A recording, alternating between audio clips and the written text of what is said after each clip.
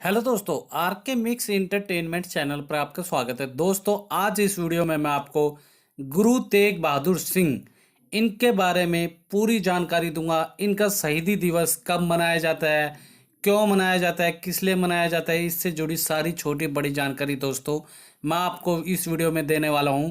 इस वीडियो में मैं आपको गुरु तेग बहादुर सिंह के बारे में जो भी उनकी महान गाथा है वो भी बताने वाला हूं दोस्तों।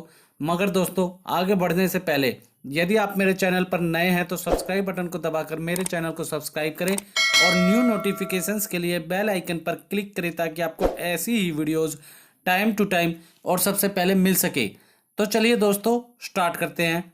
दोस्तों, सिखों के 9वें गुरु तेग बहादुर सिंह, जिनका शहीदी दिवस पूरी दुनिया में मनाया जाएगा।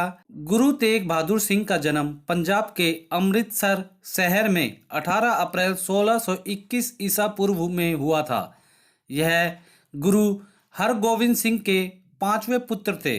उसके बाद उनकी मृत्यु 24 नवंबर 1675 ईसा पूर्व में हुई थी और इसी दिन को शहीदी दिवस के रूप में मनाया जाता है। बचपन में गुरु तेग बहादुर सिंह का नाम त्यागमल था।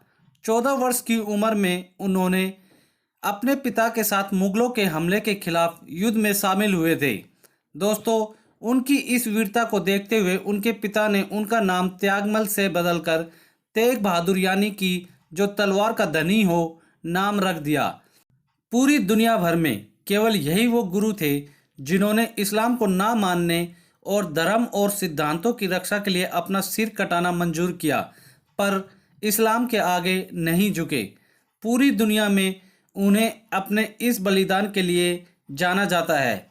उनके इस त्याग से हिंदू धर्म की रक्षा हुई, वरना आज पूरे भारत देश में कोई भी हिंदू धर्म को नहीं मान पाता। माना कि गुरु तेग बहादुर सिंह सिख थे, परंतु उन्हें हिंदू धर्म के लोग भी आज याद करते हैं और उनके संबंधित कार्यक्रमों का आयोजन भी किया जाता है।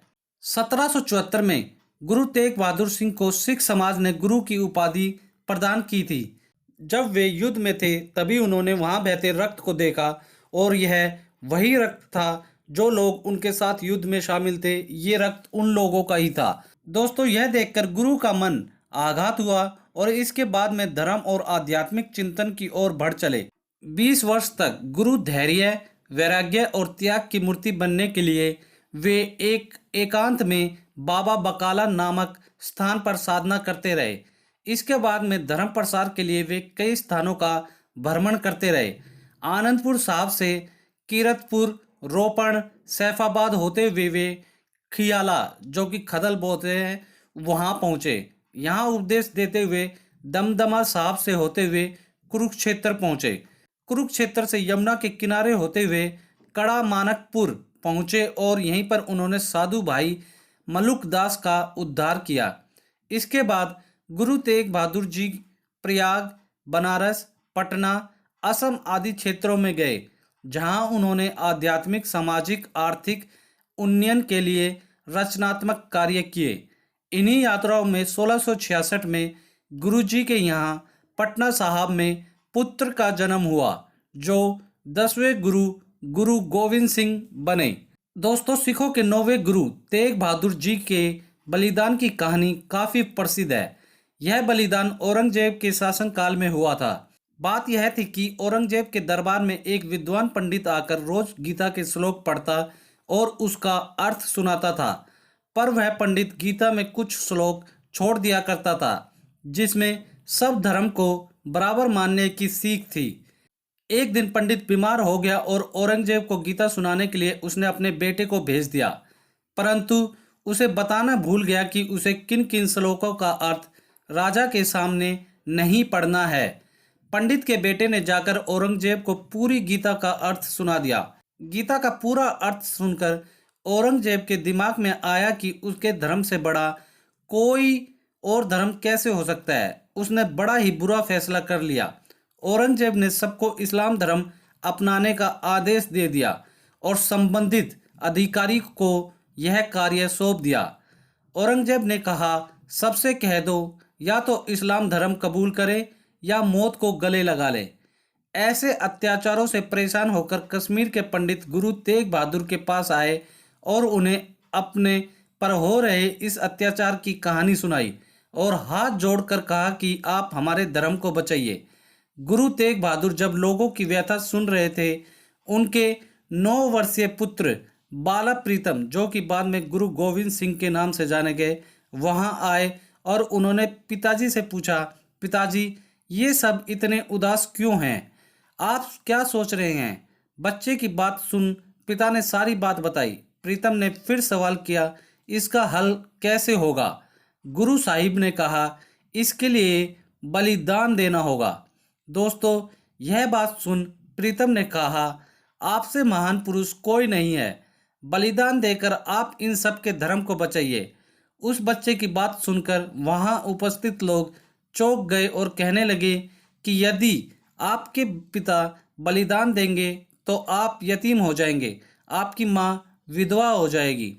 ये बात सुनकर बाला प्रीतम ने जवाब दिया, यदि मेरे अकेले के यतीम होने से लाखों बच्चे यतीम होने से बच सकते हैं, या अकेले मेरी माता के विधवा होने जाने से लाखों माताएं विधवा होने से बच सकती हैं, तो मुझे यह स्वीकार है। अपने पुत्र की इस बात से प्रेरित होकर गुरु तेग बहादुर जी ने तुरंत पंडितों से कहा कि आप जाकर औरंगजेब से कह दें कि यदि गुरु तेग बहादुर ने इस्लाम धर्म ग्रहण कर लिया तो उनके बाद हम भी इस्लाम धर्म ग्रहण कर लेंगे, और यदि आप गुरु तेग बहादुर जी से इस्लाम धर्म ग्रहण नहीं करवा पाए तो हम भी इस्लाम धर्म धारण नहीं करेंगे। औरंगजेब ने यह स्वीकार कर लिया। दोस्तों, गुरु तेग बहादुर दिल्ली पहुंचे, फिर स्वयं ही औरंगजेब के दरबार में पहुंच गए। औरंगजेब ने उन्हें बहुत से लालच दिए, पर गुरु तेग बहादुर जी नहीं माने तो उन पर कई तरह के अत्याचार किए गए, फिर भी वे नहीं झुके तो औरंगजेब ने उन्हें कैद कर लिया। उसके बाद भी बात नहीं बनी तो उनके ही 2 शिष्यों को मारकर गुरु तेग बहादुर जी को डराने की कोशिश की गई, पर फिर भी वे नहीं डरे और ना ही माने। उन्होंने औरंगजेब को समझाने की कोशिश भी की। उसने कहा, यदि तुम जबरदस्ती लोगों को मुस्लिम बनाओगे तो तुम सच्चे मुसलमान नहीं हो सकते हो, क्योंकि इस्लाम धर्म यह शिक्षा नहीं देता कि किसी पर अत्याचार करके मुस्लिम बनाया जाए। ऐसी बात सुनकर औरंगजेब को बहुत तेज गुस्सा आया और उसने दिल्ली के चांदनी चौक पर गुरु तेग बहादुर जी का सिर काटने का हुक्म दे डाला और गुरु जी ने 24 नवंबर 1675 को हंसते हंसते बलिदान दे दिया। गुरु तेग बहादुर जी की याद में उनके शहीदी स्थल पर गुरुद्वारा बना है, जिसका नाम गुरुद्वारा शीशगंज साहिब है, जो कि दिल्ली में है।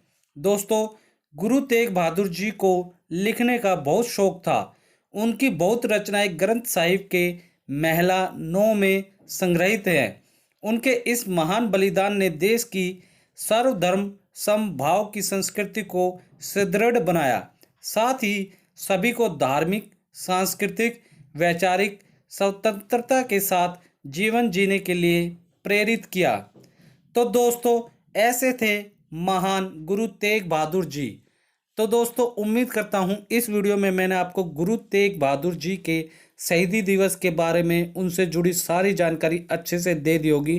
दोस्तों, अगर आप लोगों को ये वीडियो अच्छी लगी तो इसे मैक्सिमम से मैक्सिमम लाइक करें, मैक्सिमम से मैक्सिमम अपने सारे फ्रेंड्स, रिलेटिव हर जगह इसे शेयर करें, ताकि उनके इस महान बलिदान और ऐसे महान व्यक्ति के बारे में सभी लोगों को, जरूरी नहीं है सिख धर्म के लोगों को, बल्कि हर धर्म के लोग, मुख्यतः हिंदू धर्म के लोगों के, उनके इस महान बलिदान और इन महान व्यक्ति के जो व्यक्तित्व है उसके बारे में पता चल सके दोस्तों। और दोस्तों, इसी के साथ कमेंट बॉक्स में आप हमें गुरु तेग बहादुर जी को शत शत नमन और उनके लिए श्रद्धांजलि अर्पित करना ना भूलें। जो कमेंट बॉक्स में आप हमें शत शत नमन लिखें उनके बारे में, या जो भी आपकी राय है उनके बारे में वो लिखना ना भूलें दोस्तों। और दोस्तों, इसी के साथ यदि आप मेरे चैनल पर नए हैं तो सब्सक्राइब बटन को दबाकर मेरे चैनल को सब्सक्राइब करें और न्यू नोटिफिकेशंस के लिए बेल आइकन पर क्लिक करें, ताकि आपको ऐसी ही वीडियोस टाइम टू टाइम और सबसे पहले मिल सके। धन्यवाद दोस्तों। जय हिंद।